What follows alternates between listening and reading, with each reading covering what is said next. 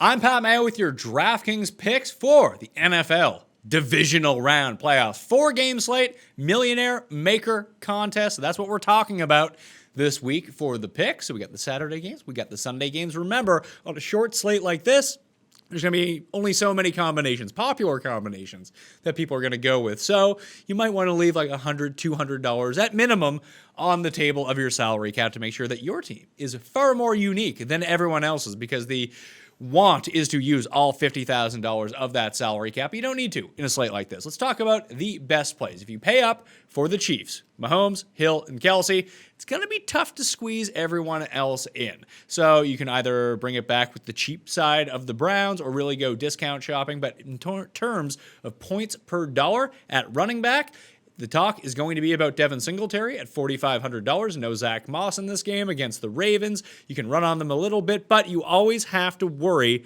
about Josh Allen stealing the touchdowns in this game. We saw Derrick Henry get bottled up last week. We know that Singletary not as good as Derrick Henry. $4,500 is a fantastic price. I understand why people want to play him. I shall be avoiding him and going in another direction. You want to pay down at running back? If we know that Clyde Edwards-Helaire doesn't actually end up playing, Darrell Williams at $4,000, not a bad play. Gus Edwards at $4,200 as a pivot off of Singletary and J.K. Dobbins. Pretty good spot as well, just to get away from that massive ownership that is expected to come in on Devin Singletary. I'm just not buying it. Not going to lie to you.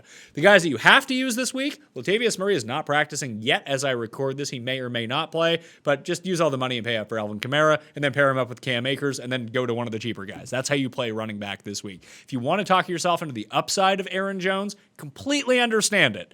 But that also comes with like 10-point downside as well. Kamara in games where there's no Latavius Murray or Mark Ingram absolutely feasts. And against this Tampa defense where it's hard to run on them, expect him to get those more valuable receptions this week, especially not splitting time with Murray if he is out. I understand the Jones gamble, just not going to be for me in a main lineup. If I played like 150 lineups, I'd use some Jones, but I'm not doing that, so I'm probably going to have very limited shares of Jones this week. Wide receiver, many different ways to play it. You just look at the pricing and see, wow, all the best receivers from the year are actually still in the playoffs. It's tough to get up to Davante Adams. If you can figure it out, I'm not worried about Jalen Ramsey because you can get away from Jalen Ramsey. We saw Metcalf do it last week, and Adams is still by far the best receiver left. But with the way that Cleveland gives up gigantic plays, it's hard to get away from Tyreek Hill. So if you build a Mahomes team, you use Tyreek Hill. You build a Josh Allen team, you use Stefon Diggs in this spot. After that, wide receiver is probably where you want to save the money. Rashard Higgins at $4,100 is likely going to be in a lot of lineups. He's a great play this week. That's a spot where you might want to go to. The secondary Bills guys, either Cole Beasley or John Brown, pick your poison. It might end up being Cole Beasley as the lower-owned guy because John Brown is the cheaper price. I like both of them. I can't really differentiate between them. And if you really want two deep sleepers to save all of the money, Kadarrell Hodge is going to be back this week for the Browns if you think they're going to be in catch-up mode. He is going to play over Donovan Peoples-Jones behind Rashard Higgins. So he's going to play like 50% of the snaps. He can get behind a defense. So that is something I would be intrigued with because he's an even $3,000. And he allows you to afford all of the expensive players that you could ever want in your lineup. If not him, Willie Snead at $3,300 ran the second most routes of any Raven last week at the receiver position behind Hollywood Brown. Didn't do much, which is great because it kind of covers up the fact that he might be a really nice play against the Bills here. If you think that Tre'Davious White ends up on Hollywood Brown, well, you got to go somewhere with the ball, and it's not just going to be Mark Andrews the entire time. $3,300 is a very nice price. Tight end, I can make it easy for you. Travis Kelce, maybe you've heard of him. By far the best play. Problem is he's very expensive. You cannot afford him, and I would make the effort to afford him.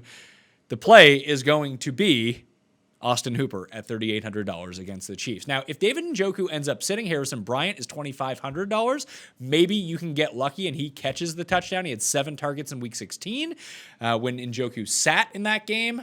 And that was actually the last time that he played. So you have to make sure that Njoku was out and Bryant's actually back. If that's the case, that's a way where you can save some money. Don't even worry about the Rams guys, because I don't know if Jared Goff can even throw the ball at this point. Quarterbacks, it's one of 3 options for me. I'm going to fade Lamar. I don't love it, but you can only afford so many guys. You can only play so many teams. It's a Mahomes stack. It's an Allen stack. I think they have the 2 highest ceilings of anyone on this slate. Or if you want access to that Chiefs game, just play Baker Mayfield at $5,300. You can still play Kelsey and Hill in that lineup or whatever Chief that you want. And then you can still play Kaderil Hodge. You can still play Austin Hooper. You can still play Rashard Higgins and be able to pay up for the expensive running backs, because those Browns guys are so cheap, and you save almost $3,000 between going from Mahomes and going to Baker. I still prefer Mahomes. I would play crappier running backs to get Mahomes, but if you don't want to do that, Baker Mayfield in the catch-up mode is probably the acceptable option. I'm Pat Mayo. You can follow me on Twitter at the PME. My deep dive position-by-position breakdown is up now on the Pat Mayo Experience audio podcast. Search for it, or up on YouTube on Mayo Media Network. Go check that out now. Good luck this week. We'll see you next time.